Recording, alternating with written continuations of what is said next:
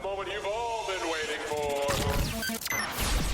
You are listening to 96.3 WGKC. Coming up next is the Phantasmic Journey podcast. Stay tuned. The Phantasmic Journey podcast is brought to you by Tascam and Amazon Studios. For more than 30 years, Tascam has developed products for every segment of the sound and music industry. From the high-end audio professional in a major post-production studio to the novice of hobbyist at home, Tascam is everywhere. They are a company committed to providing their customers audio and video solutions that enable breakthroughs by using sound in ways that are exciting as they are accessible, even recording the voices of the dead. You asked for a non-scripted paranormal TV show. You begged for a non-staged paranormal TV show. You begged and you pleaded, and we have listened. We present to you Season 1 of The Paranormal Journey into the Unknown. It was released October 31st, 2017. In this series, we show you what it's like behind the scenes and conducting a real paranormal investigation. Join Gavin Kelly, Paul Purcell, and their special guests to seek out the existence of life after death by going to numerous haunted locations such as jails, hospitals, battlefields, and museums, collecting compelling evidence by means of video, photography, and EVPs. In this season, the crew investigates the St. Albans Sanatorium, Old South Pittsburgh Hospital, Jailhouse Pizza, and the famed Monroe House. And you can watch Season 1 of The Paranormal Journey into the Unknown on Amazon.com right now. Season 2 and 3 will be coming soon.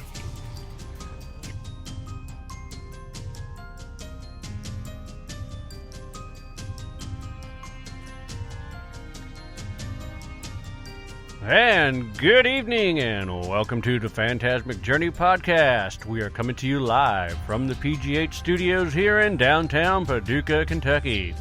I am your host, Gavin Kelly, and I'm sitting right next to me is my lovely wife, which is my co-host, Paula Kelly. Hello. How are you doing? Hello, everybody. Syndication is brought to you in part by Live 365 and iHeartRadio. You can listen live via the web by going to http://streaming.live365.com/A0036. But if you're like me, and if you own an iPhone, you can just go to the App Store, search for the Live 365 app, install it, run it, search for WGKC, today's hottest country. And the same goes for if you own an Android phone. Just go to the Google Play Store, search for the Live 365 app, install it, and run it. And search for WGKC, today's hottest country. Now, I bet you're wondering, why am I searching for WGKC, today's hottest country? Well, to answer that question, every Monday, Wednesday, and Friday from 8 a.m. until 5 p.m., I am a DJ for 96.3 WGKC, playing today's hottest country. Pretty cool? Anyway, let's not get too sidetracked here. We have ourselves a great guest tonight, and let me go ahead and tell you a little about him. He has begun investigating the paranormal going on for a decade now. He decided to document his findings, telling stories through his research by videos, episodes of full feature films. He has a YouTube channel called The Devil's Hour Productions, where he posts his findings in a well-produced format to keep his evidence and research engaging to his audience. He also has an upcoming film called The Harrisville Haunting, where he investigates the real house from the Conjuring movie with 3 other YouTubers, where they experience and document the paranormal claims from the house themselves to find out if the claims are true. You can also find him on his new podcast called Devil's Hour Live on his YouTube channel and the RU Media Network. I'm talking about our past guest investigator from Season 1 of The Paranormal Journey into the Unknown, The Basement, Matt Benton. How are you doing this evening, Matt? I'm doing pretty good. Man, that's pretty interesting, all this that you've done, and believe it or not, we actually had you on our show, and it's the best footage that we've got is you actually got to witness a camera move at the Monroe House. Yeah, that was pretty cool. And Monroe House is very active, yeah. Oh, yeah. And going through and trying to debunk that was crazy. We tried everything and anything to prove or disprove that somebody actually moved that camera on their own. And, well, it didn't happen. It moved by itself. Yeah, we couldn't find a natural explanation. The only explanation I could think of was the two other people that was in the other room at the time, maybe hitting the cords, and we tried to test that, and it didn't happen. We tried to kick the cords, and it still didn't move the camera. Right. So that was interesting. Yeah, especially when the cable is wrapped around a mic stand. I mean, it wasn't loose at all. It was actually wrapped around it. So, wow, that was truly interesting. Let's see, you got a lot of stuff going on with this Devil's Hours production. I mean, now you actually have your own podcast. That's pretty interesting. When did you start that? Well, I started that about a month ago, almost a month ago. Okay. But it's an idea I've had for a while now. Mm-hmm. I've been wanting to do. Basically, I talked to the investigators across the country, actually around the world, because I've already talked to one person from England. Oh, wow. So around the world, I talk to investigators who, through their most extreme cases, right, and go a little bit more in depth with it. And also, we talk about their best piece of evidence and show it live on air, because it's a video podcast. It's not just audio. Right. So we show their evidence on the air and talk about it. And two things I've always get asked the most about is, what is your most extreme case or scariest location you ever done? Right. And this is from civilians, people that don't do the paranormal. This is what the main two things I get asked. Mm-hmm. And what's the best piece of evidence you ever captured? So why not make that into a show format is what I thought. And so that's when I created Devil's Hour Live. And Devil's Hour is based off of my production company, Devil's Hour Productions. So, that's really why I started it. Sounds like a great idea. Well, we've got a lot of questions here from our listeners, and the first one is, how long have you been a ghost hunter or a paranormal investigator? Well, as of right now, it's 9 years, going on to 10, so that's pretty crazy, actually, just thinking about that. That's like most of my life. I'm only 25 years old, so it's a big part of my life.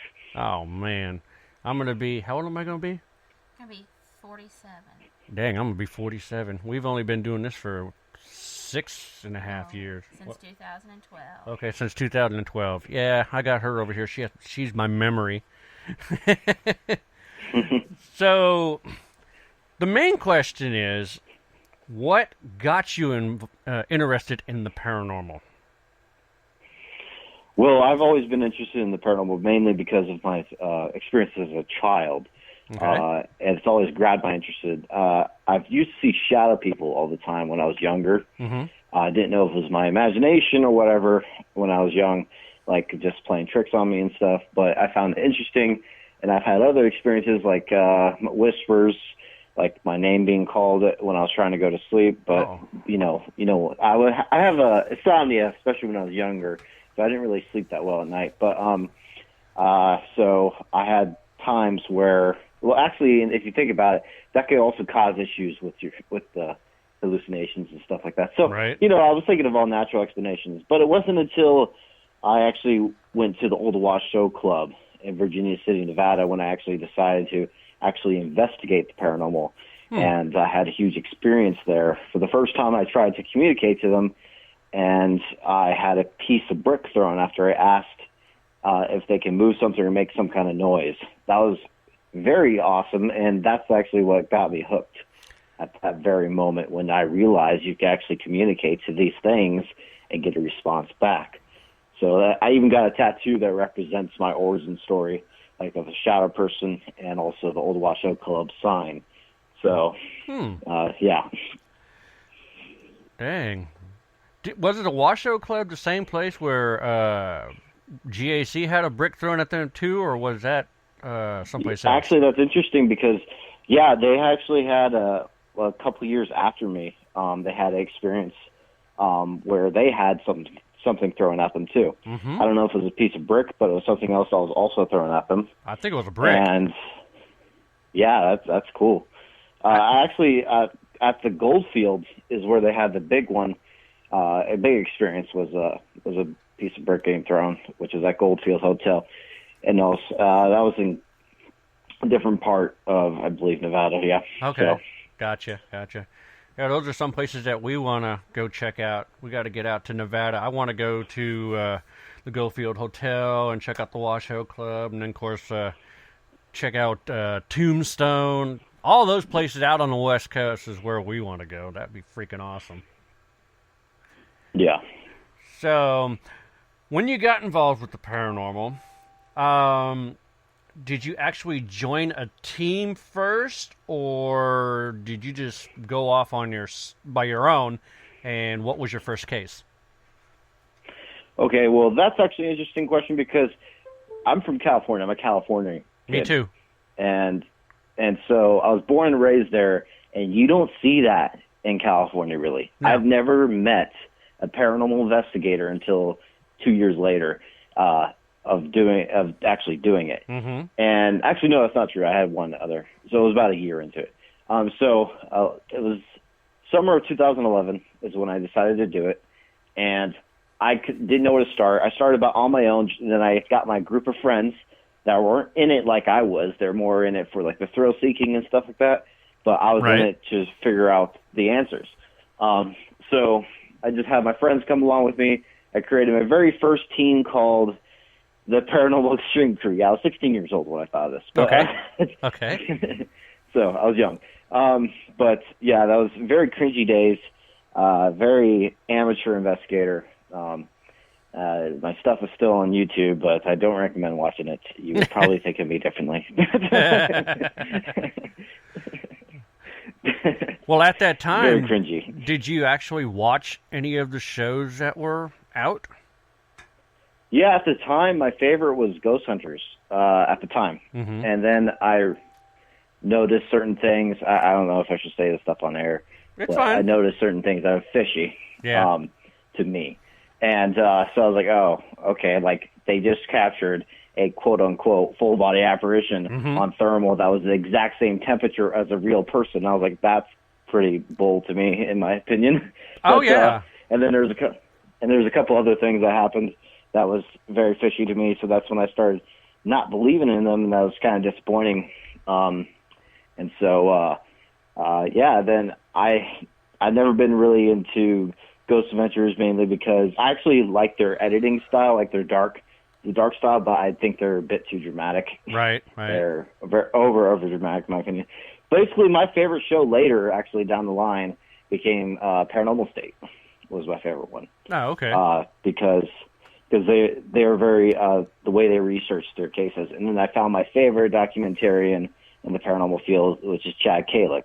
He's my favorite paranormal documentarian. I'm inspired by his work, but I also don't copy. I have my own complete style. I'm a little bit.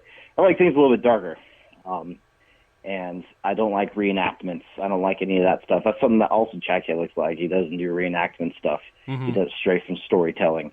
He does straight from real footage, and that's what I like in documentary filmmaking. Right.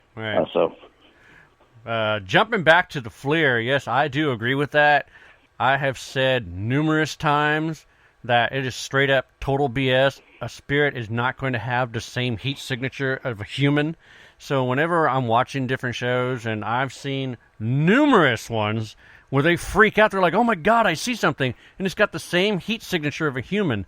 If it is indeed an entity and the thermal is picking it up, it's going to be either blue or purple, because you're not going to get a heat signature of a human. It's most likely not going to be heat signature. I mean, that's the same as a human, at least, most likely. Yeah. But here's the thing. We don't know everything about the paranormal, so maybe it's possible. I have no idea, but in my opinion, I don't think it would be. But, and I think it's a TV show, and things were staged. And there's other evidence I didn't talk about, but I'm just leaving that to people that want to search it if they want. It's online. They can search it, and I've seen things that it makes me not trust them. But now different people are doing the ghost hunters now, and have a friend that's on the show now, Daryl Marston. Yep. And so I'm like, I don't think he would do the show if they were faking evidence. So, Oh, yeah. because I know him personally, so they might have changed things. Maybe it's because they're not a part of sci-fi anymore. I have no idea. They might have changed things for the better. I have no idea. But and part of me wonders if that's the reason why Grant Wilson truly left. I don't know. Yeah. This is going into territory of speculating things. Oh, I know. Well, I mean, facts. No facts. That's the main reason why we started our show, The Paranormal Journey to the Unknown. We wanted to have a non-staged paranormal show. And, I mean, you're a witness to it. Did we stage anything for the Monroe House? No. It was just straight up. Most people in the paranormal field that I know, that I've worked with personally, has not. And that's what I kind of like about the paranormal field. This is not true for everyone, obviously. But I think for a big percentage of the YouTuber-type paranormal investigators out there, I would say there's a pretty big percentage that don't think, and I like that. That's a good thing, at least for the people I've worked with. Yeah. And that's a good thing. There's been a lot of people that misinterpretate things that are not evidence, but that's just them not being as educated. So it's not truly their fault completely. Exactly. So, what is the most strangest case you have ever dealt with in investigating the paranormal? Well, I would say the Conjuring House definitely is the strangest, and because of the things that have happened there. Oh man, I can't really go in depth with it, but there's some things that happen with the Conjuring House that just mind blown me. And I had a personal experience where the first time I've ever had it, I never had something like this happen to me. It's kind of a little teased in the trailer, but I had a personal experience that's never happened to me before. And you guys can watch the trailers on YouTube. It's on my channel, Devil's Hour Productions, for the trailer, and you can see what happens. Basically, I collapse at one point. That was you in the doorway? Yeah, that was me. That was me in the doorway. I thought you got pushed. Yeah. Well, I can't. I'm not going to say anything because I want to kind of tease people to go watch it. But yeah, for that, that was very interesting. Yeah, when I saw that, I was just like, "Oh, damn!" I couldn't figure out who it was because it was an infrared and it was kind of sort of blurry, so I really couldn't see who it was. Watching it on a phone, of course. Yeah, it was quick too. That's what I kind of purposely did too.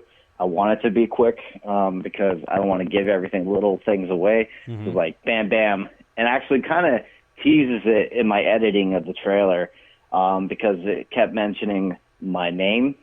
I could say that because I put the Matt EVP in. There's some other things that happened with Jason Emmerich doing his sessions, and apparently this thing was targeting me for the Conjuring House. And so this is interesting because it kind of goes with the storyline. I kind of teased that in the trailer, and I guess I just gave that a little bit away right now. So there you go. Well, I kind of got a sneaky suspicion why it targeted you. You know why? Both arms. Why is that? Both arms. Well, actually, what also happens is pretty interesting because I actually have. There's reasons why it happened. Yeah. And I kind of let it, to be honest, on purpose. Ah, gotcha. So let's just say that. I kind of let it happen on purpose. Okay. So what was your most frightening experience on an investigation? The thing is, I don't really get frightened from this stuff. Like this thing, even what happened at the Conjuring House didn't scare me. It was more of interesting. I find it intriguing. I have an issue. I don't have fear in a lot of things, and I have a serious lack of it. Oh, okay. And so basically, the only thing I fear is something happening to my loved ones. That's it. I used to have fears of heights. I got rid of it by rock climbing. Oh, wow. So like I don't really have fears anymore. So I don't like that weakness in me. So that I consider it for myself. Not anyone else got fears. I'm just talking about myself, my own personal self. So okay, just something I don't like within myself. Okay, well, with that going on with that concept, what have you ever worked with a strange or weird case or location that you really didn't have an answer to? Well, that's like a lot of most locations. You're just trying to piece things together from small amounts of evidence and history. You don't know everything. So it kind of depends. Actually, the longer you get to investigate the place, the better, because then you get to figure things out a little bit more. Right. Like, I love doing long-term investigations. That's a proper way of doing a location, in my opinion. Like, the Monroe House is probably the most I've ever been to out of locations. That's because it's pretty close to me, and I spent 3 days there by myself for Man vs. Paranormal, so I have like a little small connection to that place because of that. But yeah, the Monroe House, definitely very intriguing, and it's probably my it's number 3 for my most active locations I've investigated. I have a top 5 list. Oh, wow. Speaking of Man vs. Paranormal, when's that coming out? So basically, there's been issues with that because of legal stuff. I wasn't doing things smart, and I didn't have people sign documents. So yeah, I did the amateur mistake. I was just going by people's word, and so it was causing some issues. So I think I'm going to be releasing it on YouTube to avoid that. So if I don't make money off the project, I should be fine. Right. I'm just going to post it onto my YouTube channel to help it get some more watch time to where I could, use monetization on my YouTube channel. It's because we need 4,000 watch hours on YouTube. So I guess I was going to do that. But I'm going to actually go straight back to editing that because part of it's already done. I just need to go back into it because after the Harrisville haunting, because that one's going to Amazon and plus there's other YouTubers involved, I kind of went towards that to focus on first before I go back into Man vs. Paranormal, mainly because of those reasons, because there's people waiting and other people involved. Man vs. Paranormal is just me being stuck in buildings for 3 days. So, so it's not like I don't feel like there's obligation as much. I feel like it more for this because of multiple reasons. The crew and the new Conjuring movie's coming out. In September. The devil I made me don't know do if it. they pushed it back. Yeah, so I don't know if they pushed it back because of the virus thing, but they might have. I don't know. But in September is supposed to be the release date for it. So whenever that trailer comes out, that could actually probably help us. Right. For promotions. So. Now, did they film these movies there at that house? No, they did not. Okay. The original, this is only based off one movie. That'll be the first Conjuring. It's not based off the second, and it's not based off the third one that's coming out. This is a separate, they're doing separate cases for the Conjuring movies. Okay. Which is ironic because in the Conjuring films, all the spin-off ones are like not true stories, but the actual Conjuring movies are based on true stories. So it's kind of weird. I hear that the Enfield one is not there's a lot less of it true in that one. A lot more, I should say, not less. Let's say more. There's a lot more in the second one that's not to the truth of what actually happened. So, but the first one, that was a case. I've actually learned a lot from this case, from actually investigating it, and actually got to interview the original investigators to that case, because it was not Ed and Lorraine Warren. They were the second ones that came in. Oh, wow. It was Keith and Carl Johnson. They were the very first ones to investigate it. Okay. At the time. Yeah, they were investigators from way back in the day. I wonder what type of equipment they used back then. I know Ed and Lorraine, they used those tape recorders with a huge old microphone with a cable. Yeah, they actually brought one of theirs. It was a tape recorder. Oh, my They brought one God. of theirs when we interviewed them. Yeah, so they're still going old school. Oh, my God. It's like, I see those things at Walmart for $13.99. Dang. Yeah.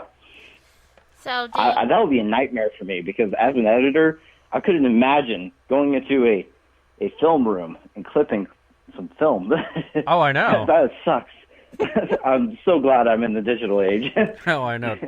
Doing all the splicing, too, with tape and... Oh, God, yeah, no. Yeah, no thank you. I prefer what I'm doing. I'm super happy I came into the digital age. Yep. I can just download it straight to my computer and then get to work. Yep, and add all the effects and text and all that fun stuff. Yeah. Make the computer cry, saying, please stop. Yep, the worst part is, like, I just added 32 gigabytes of RAM into my computer. Works better, but, like, it still has those issues, like, oh, program's not responding. Yep, yep. And then that's why you save all the damn time. Oh, yeah. Over and over again, just so throughout the editing process, so you don't lose something. Yeah, in my Adobe Premiere, I have it set to auto-save every 2 minutes. Yeah. That's the thing. I actually want to move on to Premiere. That's actually the program I've been wanting to use for a long time. A lot easier. I just haven't gotten around to it. A lot easier? Oh, yeah. Well, it's probably because I'm. When you want to mix all the other programs like Photoshop and After Effects and everything go hand in hand with Premiere very well. So that's true, but it's a learning curve because I've been doing Vegas Pro since I was in high school. Oh, wow. Is where I learned. This was my very first professional program that I've ever used, and I just stuck to it because. And then in 2017 I switched to iMac because it was a better basic computer to buy, like straight off the not adding anything. It's a good basic computer to buy for video editing. Right. But the only issues I had some issues with Final Cut. Final Cut, when you put a video file into Final Cut, it literally downloads the whole video. Yeah. And so basically you're filling up your whole entire hard drive with duplicated videos, and I thought that was ridiculous. I didn't learn that until a little bit later, and then I realized, why is my Final Cut getting slower and slower? And that's because of that reason. I like that Vegas, and I believe Premiere does this too, it's coded from your original file. It's not downloading the whole thing. But the one pro to that for Final Cut is that its playback is a lot smoother because it does download the video into it. But right. I think we're going into territory where people are going to get bored because this is just. Oh, heck no! I got a lot of listeners out there, like editors and stuff. And before we jump off that subject, you do know that Vegas does have a comparison software add-on that is similar to After Effects and Photoshop. It's called that Vegas Post. Yeah, I haven't heard that one. Yep, they have Vegas Effects, which is basically like After Effects. They have Vegas Post, which... Oh, really? Yeah. So they're basically in competition right now with Adobe. Because Adobe basically... Well, I'll tell you one thing. One thing that Vegas is very behind is text animations. They suck. I don't use anything text animation-wise from Vegas. Right. But I go to After Effects. Well, see, that's the thing. And I also like the Final Cuts, too. Yeah, see, that's the thing. If you do the Vegas Effects... then you get your quote-unquote After Effects within Vegas.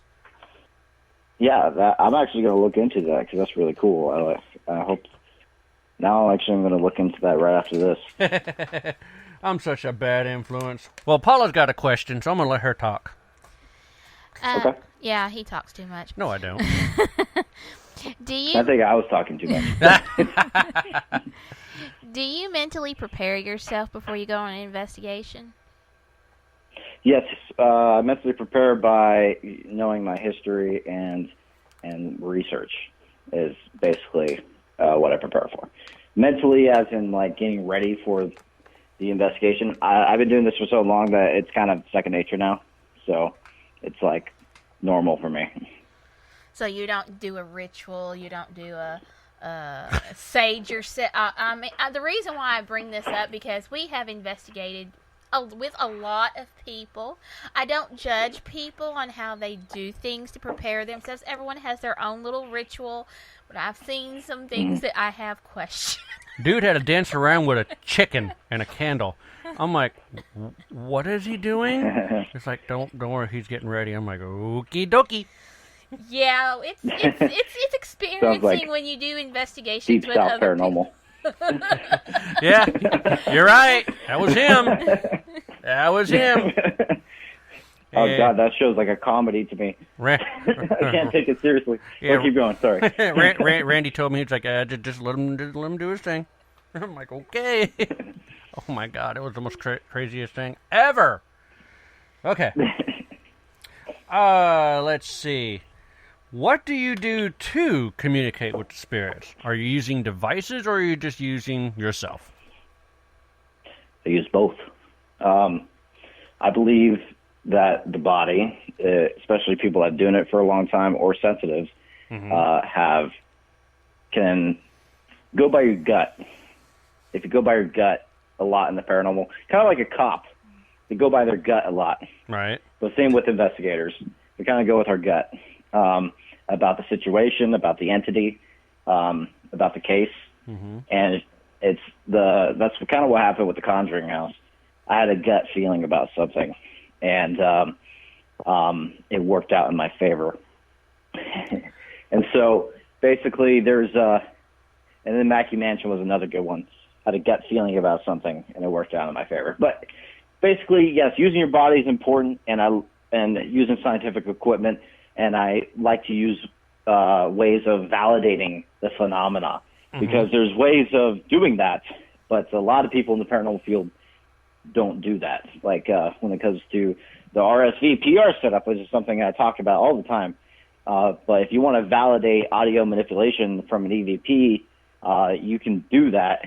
Just no one's really doing it. Basically, it's a 4-channel recorder. You put a shotgun mic into that 4-channel recorder. You have a stereo mic recording and the shotgun mic recording at the same time, both going into the same SD card. That SD card is creating its own. When recording, has its media code data that's transferring into it. That media code data shows that your audio is raw. It's recorded straight into that SD card. And so you can provide evidence if you capture a EVP through the shotgun mic, which is more susceptible to EMF. So that's, by theory, you're going to capture more EVPs through the shotgun mic than you would with the stereo mic, because the stereo mic has more shielding than the shotgun mic does. So basically, it's if you do capture an EVP through the shotgun mic and not through the stereo mic, you just validated an EVP actually existing, because they both should have captured it if they're side by side. That's true. So, yeah. And you have that one SD card that both mics were recording on at the same time. So, and here's the thing, if you go edit something, that media code data changes, and it's no longer raw. Gotcha. So that's how you can provide evidence to EVP phenomena. So the recorder that you're using, what is it? I use a Zoom H4n Pro. I'm sorry. I know you're a Tascam. Well, the reason why I'm asking is, what is the kilohertz that it's actually recording at to do the raw? Is it 44? I believe the specs are nearly the same as a DR40 Tascam. They're super close to each other. Oh. The only difference between those two, basically, to my memory, it's been a bit since I even looked at it, is that it's basically just the outside quality. Like the Zoom recorder has a rubber base and also metal. Right. So I kind of like that. It's a $50 difference. So that you're basically just paying the extra money for the harder body of the recorder, basically. Okay. To my memory, they are about the same specs. I can't remember 100% though. I'm thinking either it's going to be 44 or 48 is what I'm thinking. So I don't really remember. It's been a bit. Well, here's the thing. If I'm correct on that, if you ever get your hands on the DR, what is it? DR1, which one is it? The little one or the big No, the big one. I do use the Tascam DR40s too, but that's Dwayne's. He's one of my team members. And I have other team members that use Tascam DR40s. Yeah. So it's used. in my investigations. So well, no, I just own a Zoom. The one I'm trying to get to, I believe it's the DR100 Mark III. It records at 192 kilohertz. Okay. It has the lowest noise floor than any recorder out on the market. Now, can you imagine what kind of EVPs or what you might actually capture using that? Yeah, there's one thing, though. If it's, like, super sensitive, it could probably pick up things from farther distances that you don't want to capture. Like you don't want it to capture so far away because unless you're just going for footsteps and stuff like that. But if you're getting voices from some place nearby that sounds like a voice, like, I don't know, from somewhere down to another house farther away, and then it makes it sound like an EVP, but when it isn't, right. Maybe it's better to have like your own, have that limit to it, to where it just captures the sound within your area. But usually you can hear the difference from when it comes to a distant thing and a near thing. So usually you can just hear the difference. But yeah, I'm pretty sure thought. It only grabs the sound within the area. I don't think it goes further on out. I think so. It will capture a pin hitting a carpet. Yeah, you can hear that. That's cool. That's cool. So yeah, that's something to look into. Sensitive sound is super good when it comes to footsteps and bangs and stuff like that. I love using the Zoom recorder for that purpose too, and disembodied voices too. Because when we call it out, like, oh, we just heard this, right? Usually my Zoom recorder will catch it. So I really do like that part about it. Yeah, because when it's at like 192 kilohertz, it's kind of lower than the binaural ears that Ghost Hunters is using, which is kind of cool because you got the microphones going on out and it's actually mimicking human hearing. It's similar to that, but it's like if you have supersonic hearing. Yeah. So yeah, it's really cool. Yeah, I actually want to get a 360-degree mic. Recorder. I've seen It's those. something I want to get one day. Yeah, those are freaky. If I'm actually going to get something, I want to get the binaural ears. I definitely want to get those. That's incredible. I've been interested in those too. Kind of pricey too. Yeah, there's another one that's super pricey that I've been wanting for a long time, which is they're like electron multiplying cameras. And I didn't know that they even existed for that type of lens to actually have a wide lens, like a regular camera. I didn't even know those existed until Taps came out. Oh, sorry, not Taps. Brandon came out with it for Ghost Hunters. Oh, I thought it was he got it from someone. Oh, okay. Yeah, Yeah, like I've heard. I didn't know that they had lenses that were like that though for those cameras. I thought it was for like closer up and everything, and they have a wider lens on that. I was like, whoa, like a normal camera. I was like surprised when I saw that because I was actually interested in that because it actually kind of reminds me of the cloud chamber. The cloud chamber shows photons and the same type of things you're looking for from electron multiplying camera. Right. So literally, it takes the whole complicated aspect of making a cloud chamber and putting it into a camera, basically. That's pretty awesome. So I'm totally down for that. I was going to develop my own cloud chamber just to show photons and see if we get manifestation. But that, I think, is even better. Oh, the yeah. Electron multiplying camera. But then again, there's other things that the electron multiplying cameras cannot capture that the cloud chambers can. So it's still a good idea to try out the cloud chamber, which I've been wanting to do, like radioactive decay and stuff like that. Oh, wow. It's pretty cool. Yeah, it's really awesome. Now, I bet you want... No one's been doing that in the paranormal field yet. I bet you wish you had that camera at the Conjuring House, huh? Oh, yeah, definitely. That would have been crazy. That place is the most extreme, like one of the most extreme cases I've ever done. It was awesome. That place lived up to its hype. Like, I was actually worried that it wasn't going to because I was shooting a movie. Right. And I've done that before. I went to Benton Farms with Joe at the time, and nothing happened for us.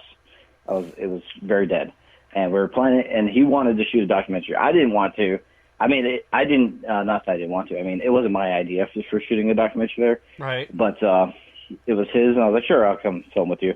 That was his documentary that he was planning on shooting, but it didn't work out because we didn't capture really anything. So that was scrapped. And I was hoping that wasn't going to happen again when it came to the Conjuring house. And right. Sure enough, we got lucky. We got a lot of good stuff. So. Yeah, we got some crazy stuff at Benton Farms, let me tell you. I mean, I actually had the sensation of having a heart attack while Eric and Joe and Paula were up in the attic, and my name came across his gateway, and when my name came across the gateway, I felt like someone actually punched me real hard in the chest, and I couldn't breathe, and my heart was pounding so bad. I felt like I was having a heart attack. I had to drag myself across the floor, get to base camp, pick up the radio, and call Paula to tell her to come down and get me. And they had to get me out of the house, and once I got out, I was fine. Mm-hmm. That place is crazy. Yeah, I didn't get lucky, but then again, that could change for anyone else. Like, paranormal isn't like something that you can just turn on and off. Right. It works on its own time. It's a rare phenomena. That's what the thing is. Like, if paranormal activity wasn't rare, it would be pretty much proven by now. But right. Since it's very rare, and you're going to a location for only a limited amount of time, you might not capture anything. So that's what you're risking doing this type of work, is that you're going to locations hoping to get something, trying to get something, and sometimes you just don't. So. Yeah, it was whatever was there was mainly communicating with Eric. Like, Eric is known there. Because of his energy. And I personally believe it's because of his energy. Yeah. I mean, I was sitting on the couch. That's kind of why I wanted him to come to the Conjuring house. Yeah, I mean, I was sitting on the couch, and I had a periscope in one hand, a regular periscope in one hand, and a 360 in the other. And you could see on his Kinect camera that there was something on the floor. It looked like it was crawling toward me. And that's when Eric told us that this couch that I was sitting on, that a guy actually had a heart attack during an investigation on that couch, or something like that. Is that what happened? Or the guy that had a heart attack on the couch? That's what I think the story was told, yeah. The strangest thing that happened, now I know you've seen the movie Evil Dead, right? Yeah. Now, you know... Actually, I'm inspired by some of their cinematography from some of my shots is from Evil Dead. Well, the thing is, the reason I'm bringing this up is because when I was outside, after everybody got me outside and we're standing by my truck, we heard what sounded like, and then wham, like a truck just slammed smack dab into that house. The house didn't shake or anything, but it sounded like it got hit, and we're just like, what the hell was that? And it actually reminded me as Evil going across the field and then, boom, hitting you. That's what it sounded like. It was crazy. Yeah. Benton Farms was amazing. So, yeah, I heard it was really good for you guys. That's the reason why I wanted to go so bad, because I was hearing all these good things about it. Mm-hmm. But I guess we went on a time period that it decided not to manifest. I guess. I mean, well, when you guys went, there were some changes that were done there. I noticed that the fence was gone by the back that goes toward the back door. Mm-hmm. There was actually some changes done inside there, so I'm not sure what really happened. Yeah, I don't know.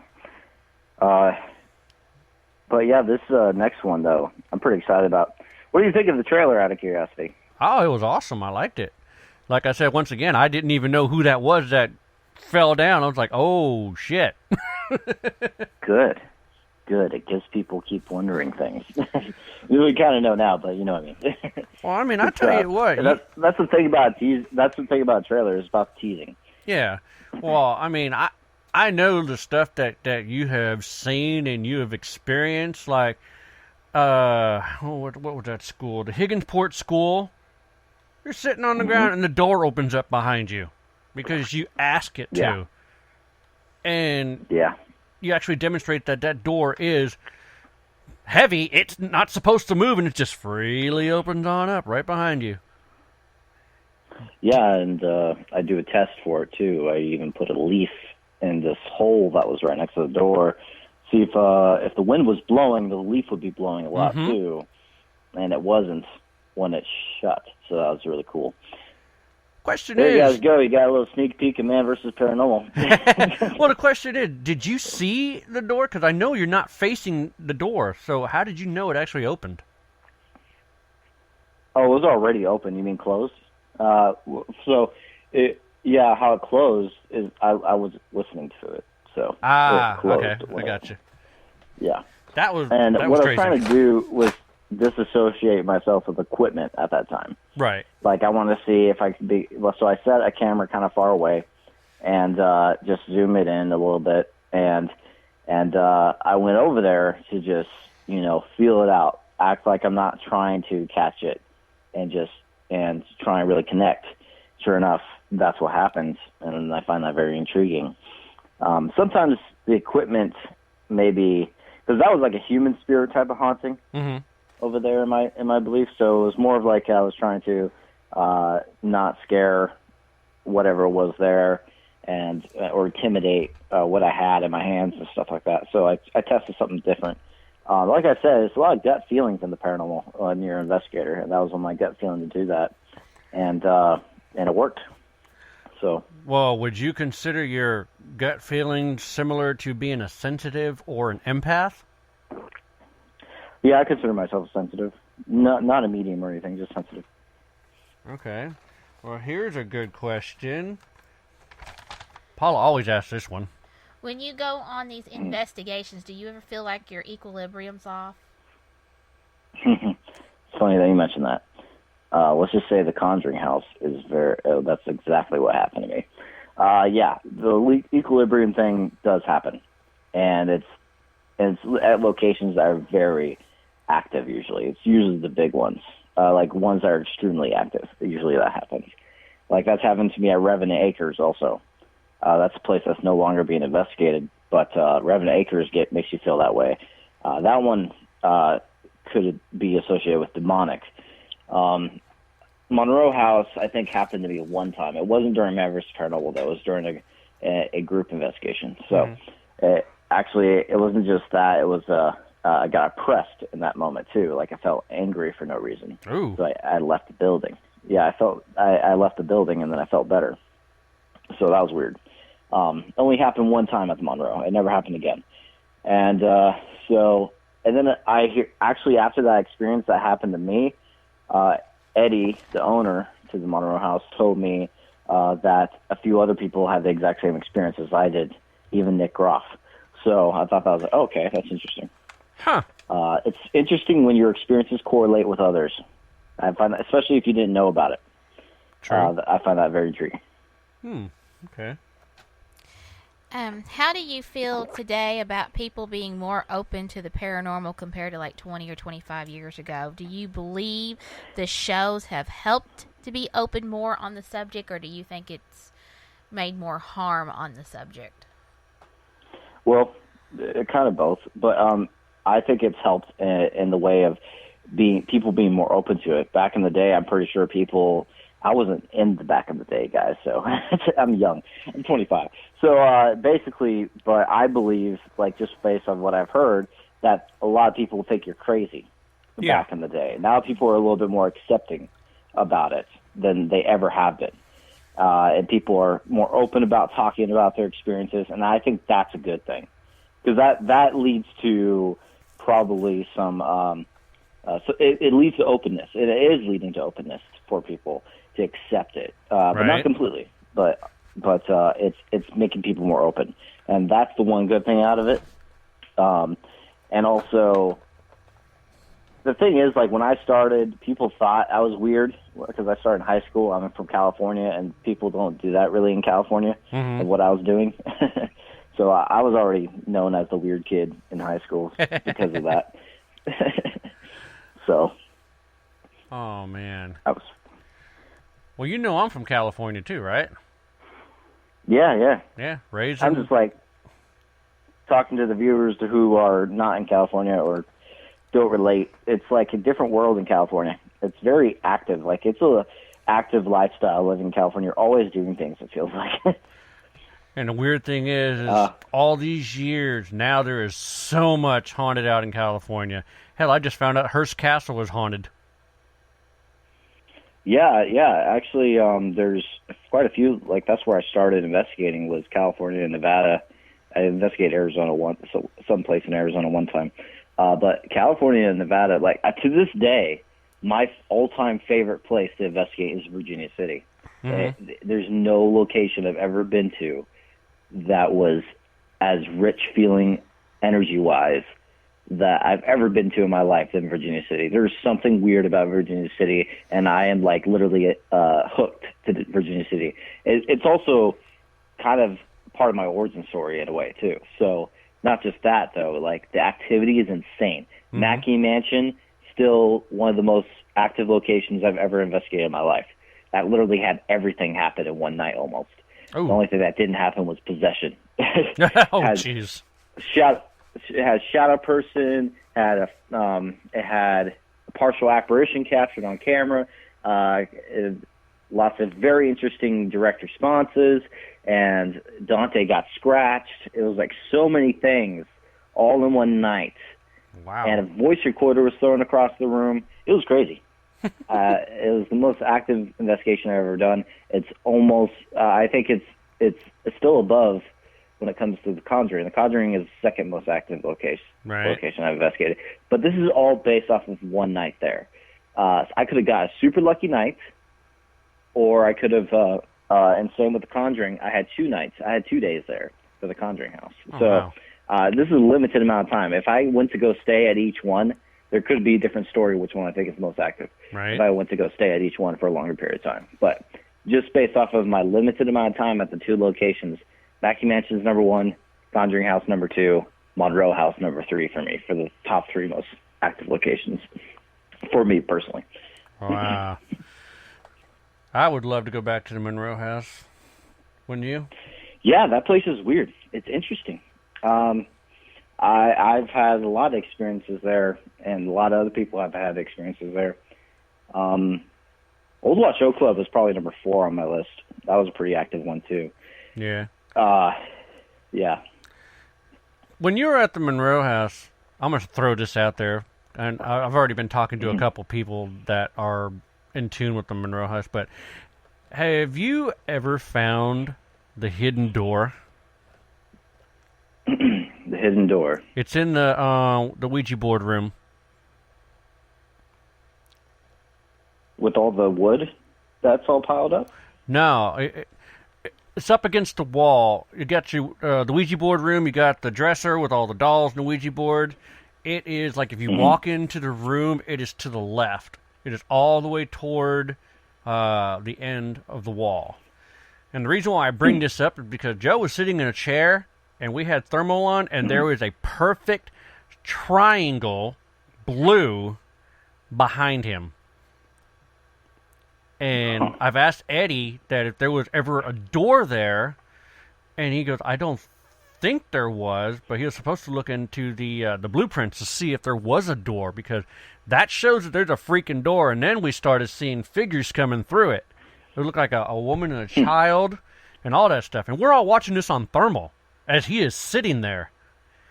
So I came up with an idea. I wanted to do, since I know the exact location it is on that wall, is do a infinity mirror and put a camera on it and see if we could see what's going to come through it.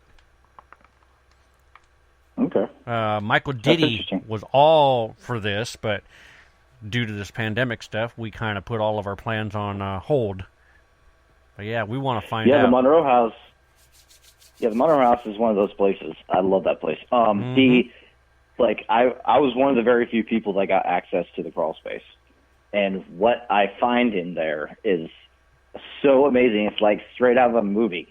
I literally find stick figure type forms, kind of like Blair Witch Project, right inside, and I even found human remains inside there too.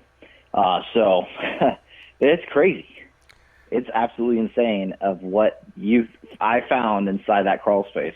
And there's not too many people that got to investigate and go inside there. I think just Nick Roth, myself, and Mike Diddy are the only ones I've ever been in there. Yeah. So yeah, it's now it was boarded a pretty cool up. Experience. It's boarded up now. Yeah, it is. It doesn't want anyone in there. Yeah. You ever find the false wall False wall. in the basement? No.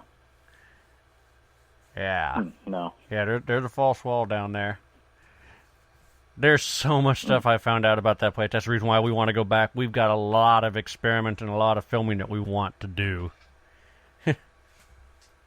Yeah. There's actually something big happening there that I'm not allowed to talk about yet. But yeah, Monroe House is one of those places. Oh, I yeah. like it a lot. Oh, yeah, it's a great place. Like I would say, what's your favorite locations you've been to?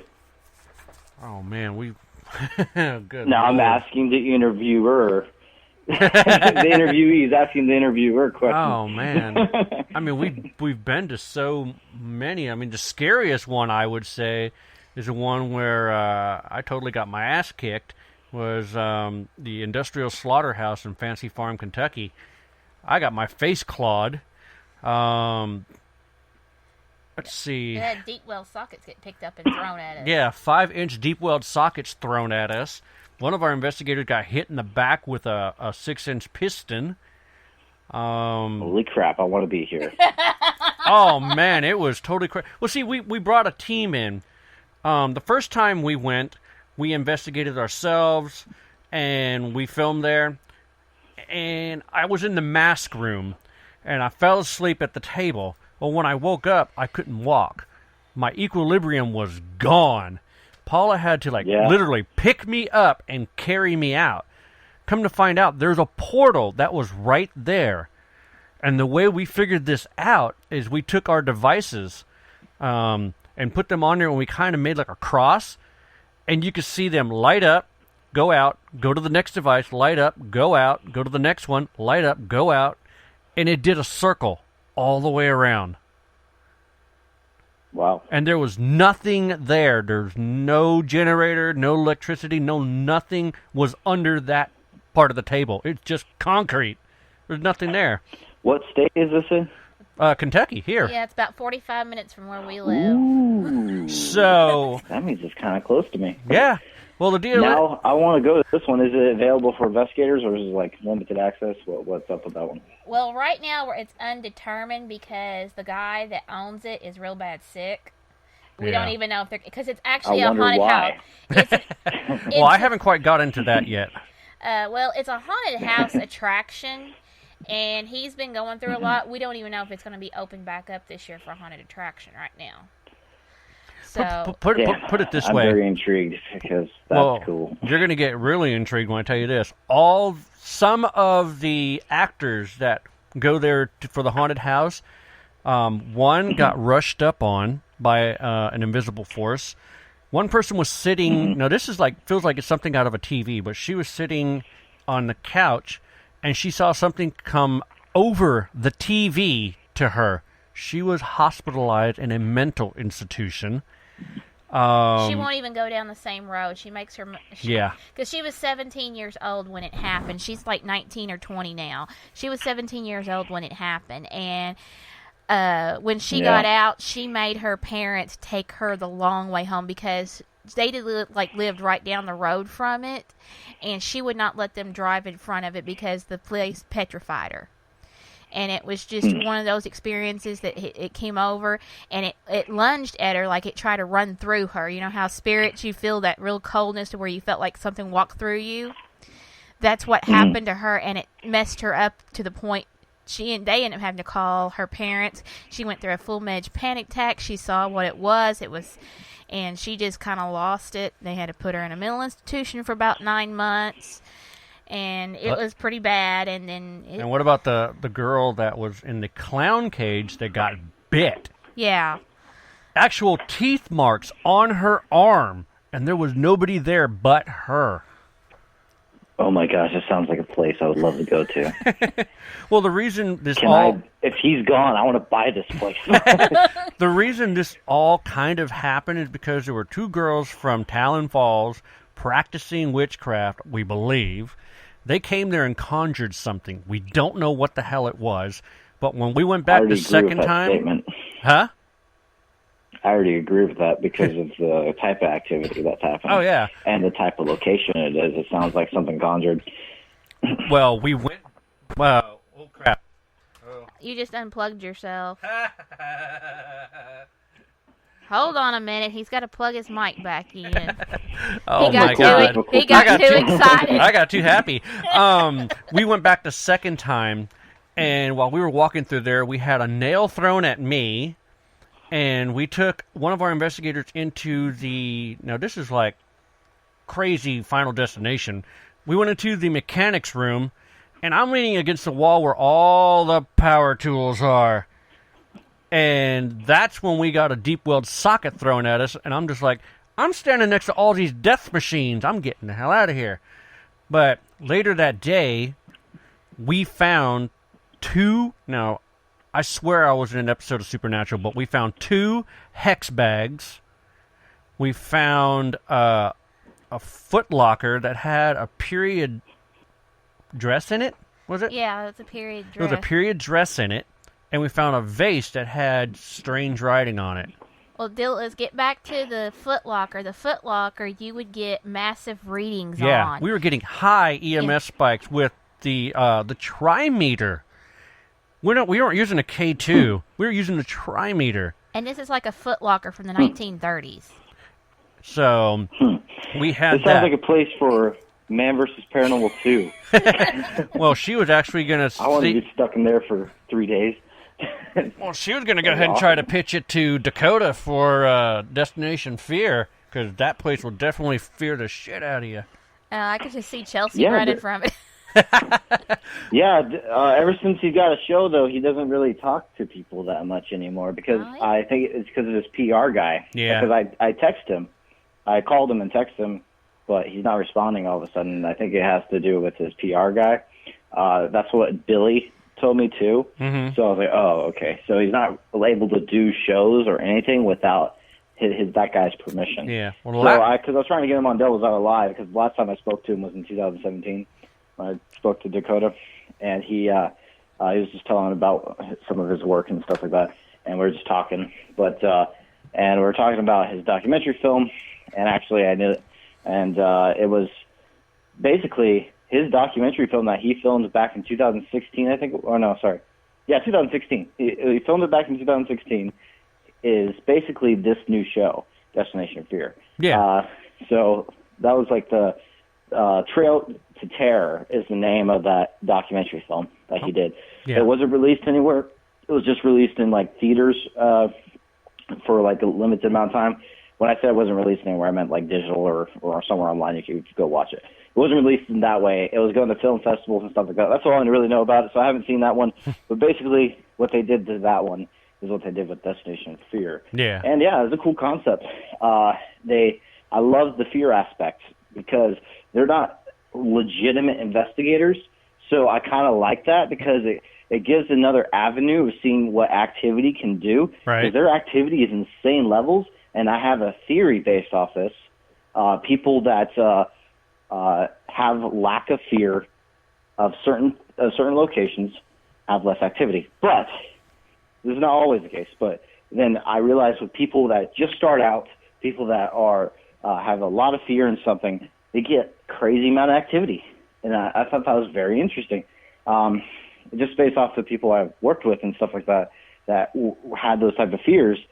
And also certain mindsets are important too. There's so much that comes to play with it. Because when I did Man vs. Paranormal, I'll tell you, it wasn't that active. And it's because I lack a fear of things, is what I feel like. Because when I have other people with me that do fear things, activity's off the charts for some reason. I thought that's very interesting. Well, usually entities will feed off of fear, so if they detect fear, they're going to go ahead and try what they can to scare the hell out of you. That's why I wanted Eric with us. Use my bait. Oh, jeez. He's a ghost magnet, huh? He's my magnet. Oh, man. But yeah, no, I mean... I also just wanted to collab with him because he seems like a cool guy. But that's I was just making a joke there. Yeah. But that was part of the reason, though. Yeah. Well, if we find out any more information on the industrial slaughterhouse, we'll definitely let you know. I mean, crazy stuff went on there. There was they have a bunch of radios there that are powered off, and nobody uses them unless it's time to use them for communication between the talent. Well, while we were there in the mask room, they all went on, and we heard a little girl singing Ring Around the Rosie. And first thing I thought was, we're picking up a baby monitor. So I took one of the radios, and we walked outside. I walked around the partial of the building, and there's nothing. I wasn't picking it up. Go back inside, and we're getting the little girl. And did you ask the little girl where she was? And she said, I'm in my room. Yeah. And where's her room at? Well, that's the part we were trying to figure out. We went to one room. We went to one room, but kind of find out it wasn't that room that she was talking about later. It was the room that was upstairs, because we found out the little girl lived upstairs, which happens to be the same little girl that got killed out in the front of the building. Yeah. Because I did research after I found some stories, and then found out about the little girl that did live there. Because before it was the industrial slaughterhouse, the reason they called it a slaughterhouse, it was a slaughterhouse. It was a meat market in the front and a slaughterhouse in the back, and it had a second floor on and on the second floor is where the family lived. And the child was like 10 or 11 years old, and she was going out across the road because the mailboxes were on the opposite side of the road.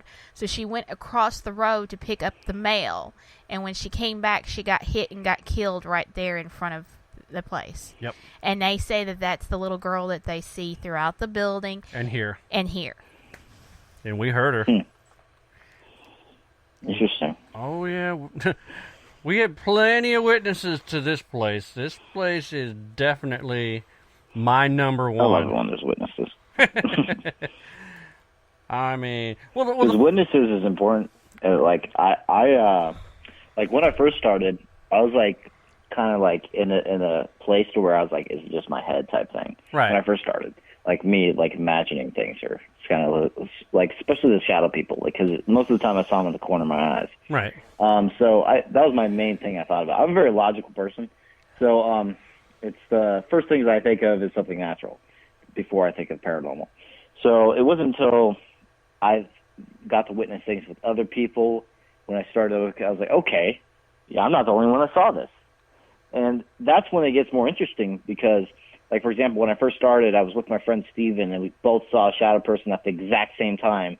And we're like, what was that? And then so it was like a cool reaction because I got to experience it with someone else. It wasn't just me. It wasn't me thinking it was my imagination. It actually happened with someone else. And so same with an apparition. I saw with Steven too. So it's like it's crazy when you witness these things. Like that was one of my friends that was doing it for the thrill, and it's funny because he actually quit when things started following home, and his like trash can lid got thrown. So he's like, "Yeah, I'm done." Oh, jeez. So it's not for everyone. But yeah, it's intriguing, very very interesting. So, can you dispel the notion that all spirits are evil? Oh my God. What is this, Zach Bagans? I told you, we got questions. Yeah, I don't believe all spirits are evil. I've actually had, it's very rare, but I've had moments where I felt something like the exact opposite of evil, and it was a more personal thing. I'll probably write about it one day, but probably I have this new blog page I started that I haven't put too much in it yet, but I was planning when I'm not too busy. Right. I was going to be doing behind-the-scenes stuff and everything for the blog page, and also talk about things on the blog page. So if you guys want to go follow that, it's on Facebook, Matt Benton -- Paranormal Investigator. So I'll go into depth with things in the future. But yeah, I've had moments where I got connected. I felt like a light being. It felt like it's a couple times it's happened to me, and it felt so peaceful and such a good energy. Yeah, I definitely don't believe all spirits are evil. I'm like Haven Sports School. I think that was human spirits. Like there's a lot of most locations I believe are related to human spirits. For some reason, I'm intrigued with the dark ones. I don't know why. I'm just intrigued. But yeah, but I believe there's possibility of an upper power of good. So Yeah. I don't know about religious wise. Me, I call myself a spiritualist agnostic. So I'm a spiritualist, but also I'm not 100% about a God or not.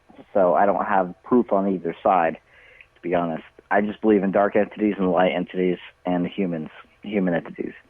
So that's the thing I believe in right now. So. All right. Well, last question of the night. What can you tell people who are afraid of the supernatural?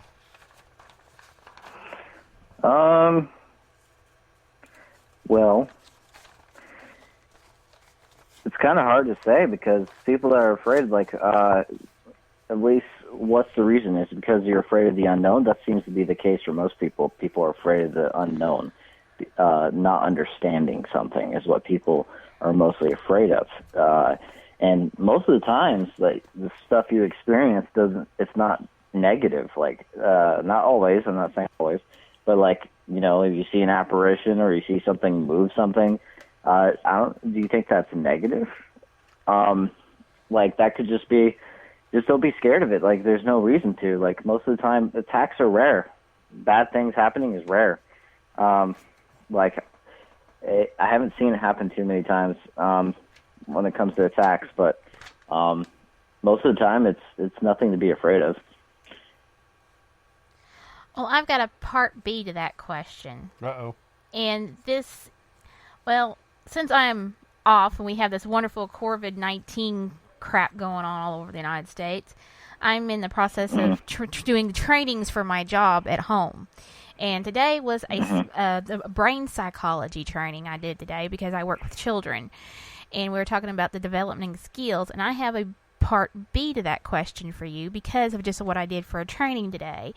And the question is, children's minds are very open and obscure about what they see, what they experience, compared to what we do when we're adults because we lose part of that. Because we're society drilling us into what's real and what's not. Do you believe their imaginary friends might have actually been a spirit that was that was socially interacting with them? Sometimes, yeah, I do believe that. Not always, but sometimes, yes, I do. Especially with the things I experienced as a kid. Like, I used to see shadow people daily when I was a kid, and I remember it. And that's the reason why I was so fascinated with the paranormal was mainly because of that. And I'm not even kidding you. Daily, I used to see them, and it was a weird experience for me as a child. I even kept it to myself for a long time. I only mentioned it one time to my mom at the time, and I think I mentioned. I don't remember if I mentioned it to my dad, but I didn't mention this stuff. I kind of kept it to myself because I was thinking it was my imagination, maybe. And then I also had like a lot of nightmares. It's actually in my Man vs. Paranormal movie, as I go in depth with that, kind of my origin. And these experiences, yes, I do believe kids can see more than what adults would. Like right now, I don't really see the shadow people as much anymore. It's very rare now. It happens like every couple months now, or a few months. Like I rarely see them now, so it kind of sucks. I kind of miss them. And the only way you see them is out the corner of your eye. Not always, but most of the time, yeah. Okay. All right. Well, I tell you what, it is time for you to have the floor. Let everybody know where they can find you, what you're going to be doing. One thing I am going to go ahead and point out, you got to mention how people can actually watch you edit the Harrisburg documentary. I know you're doing a video about that. Yeah. So right now, it's funny because, oh my gosh, there's so much. So now I'm actually kind of clocking in, not completely, because a couple times I forgot to press record, and also I edited small parts of it that wasn't. But so far, I think I edited about 23 hours for the movie. Oh my And God. that's recorded. That's actually recorded. And that's not counting the times I forgot to record. So, Oh my. so yeah, it's 23 hours. I'm like, holy crap, this is going to suck to edit after this is all done. Because this is the truth and reality of video editing, especially for me, because I'm very OCD and very nitpicky about things. Mm-hmm. And I'm very anal when it comes to my music, when it comes to visuals. Everything has to be perfect. And so when I go find everything, like the right music, the right B-roll, the right shots, like right now the intro, I'm doing the intro, and I'm almost done with it. I just have a couple more shots to add. And that's so difficult to do when your stuff is not scripted. Right. Exactly. So B-roll's easy. Like that's B-roll's the only scripted stuff, and your voiceovers. The only scripted stuff in my work is B-roll and voiceovers. Yep. That's it. But the parts with us as the investigators, I was kind of trying to get shots of us as investigators, and they had to look cinematic, but also wasn't planned to be. So I'm literally searching through video after video after video of moments. It could be seconds because I could slow-mo it, and of just shots of us that look kind of cinematic. Mm-hmm. That's kind of what I did with the trailer too, and that's so difficult to find all that. I'm so close to being done with the intro. The intro is like the longest part of every single time I do a movie because of that. And same with the Man vs. Paranormal one. That took a long time too. Actually, Man vs. Paranormal had a little bit more B-roll actually, so it was a bit easier than this one. But this one, I've been doing a lot of shots of the crew, and it took a while. But yeah, 23 hours of editing just for the first 4 minutes, 28 seconds, guys. That's insane. Hey, have you've seen my timeline for a 30-minute television show, and 30 minutes, and you're looking at this timeline, and it renders like, oh dear God, I don't even want to go into that. But yeah, I feel your pain. Trust me. Yeah, I was for the trailer because I was kind of on a time limit. Because, by the way, I should mention this. I'm going to be on the Dark Zone Network. They're doing this big live event of the Conjuring House. So I'm going to be on there. It's going to be a lot of other celebrities like Dave Schrader, and also Andrea Perrin, who was one of the original people from the house. Actually, I already interviewed her for my documentary. Mm-hmm. But there's a lot of people from Ghost Hunters and stuff like that that's going to be on there. So if you guys are interested, go watch other celebrities involved with this Conjuring House thing.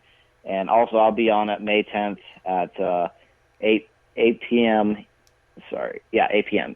Eastern Standard Time is when I'll be on. So on May 10th. It's a 7-day live event.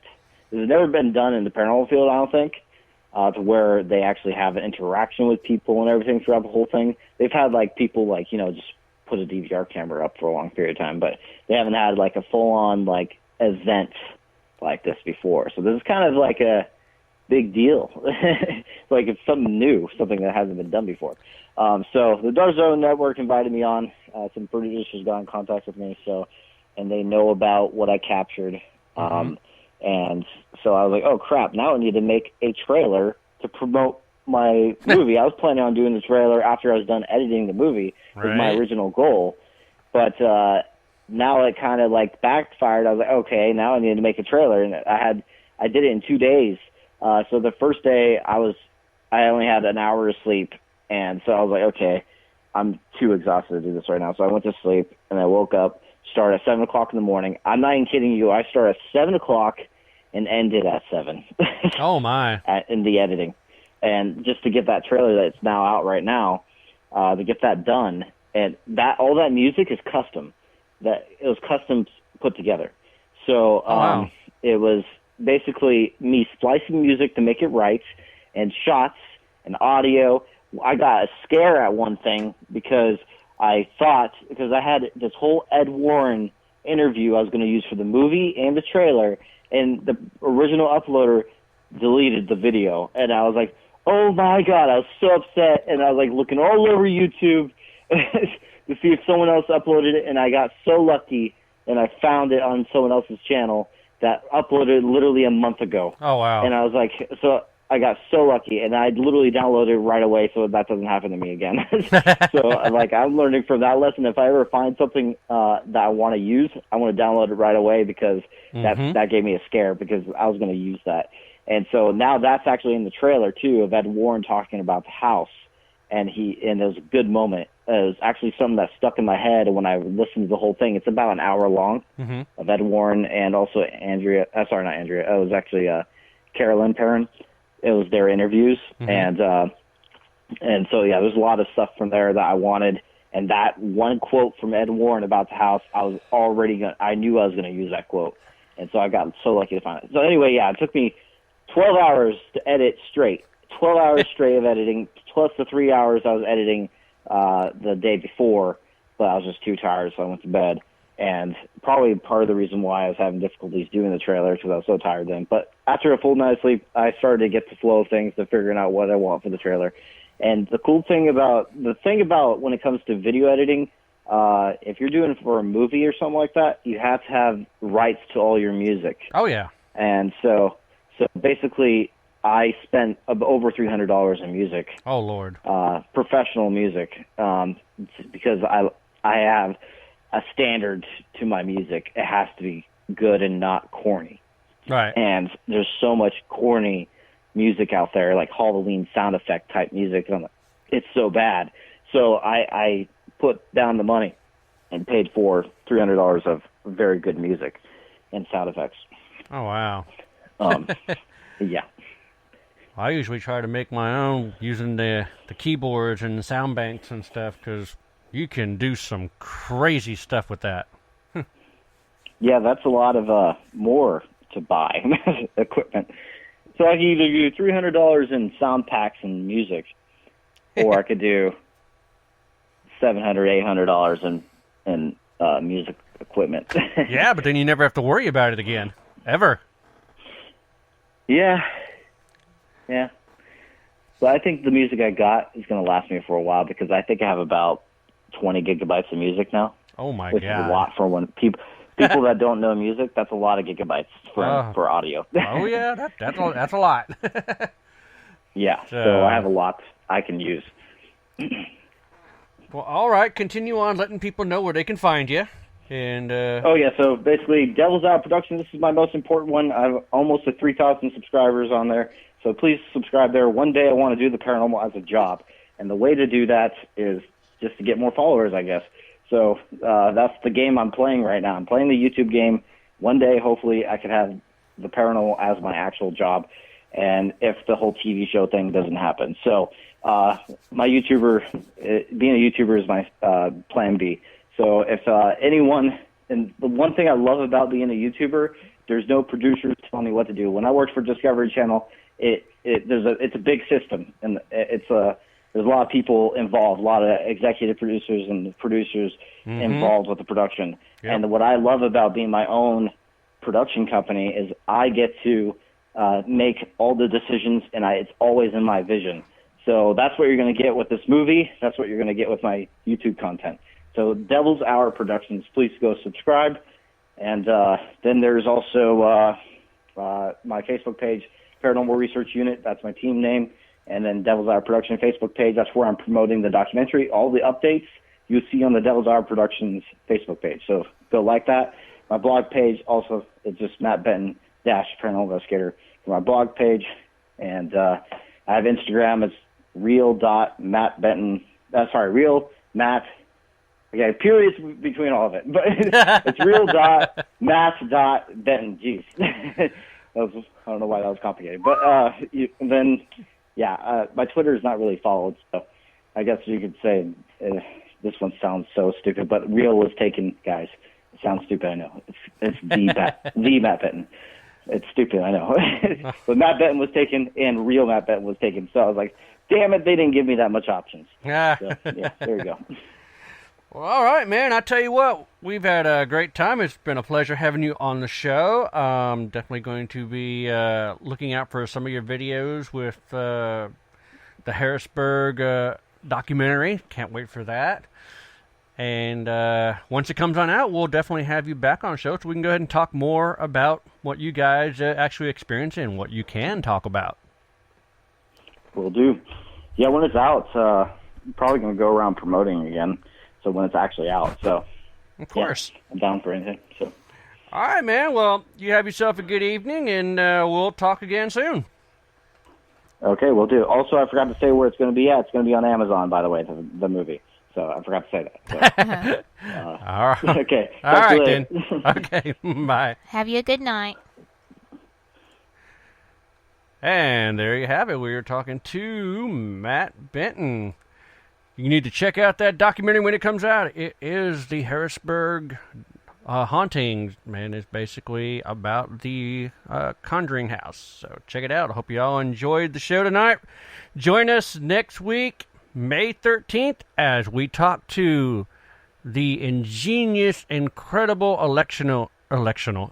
electrical engineer, and also the star of Paranormal Lockdown, and the owner or co-owner of VidiSpace, and I'm talking about Elizabeth Saint. So join us next week, 8 p.m. Central. Everyone, have yourself a good night.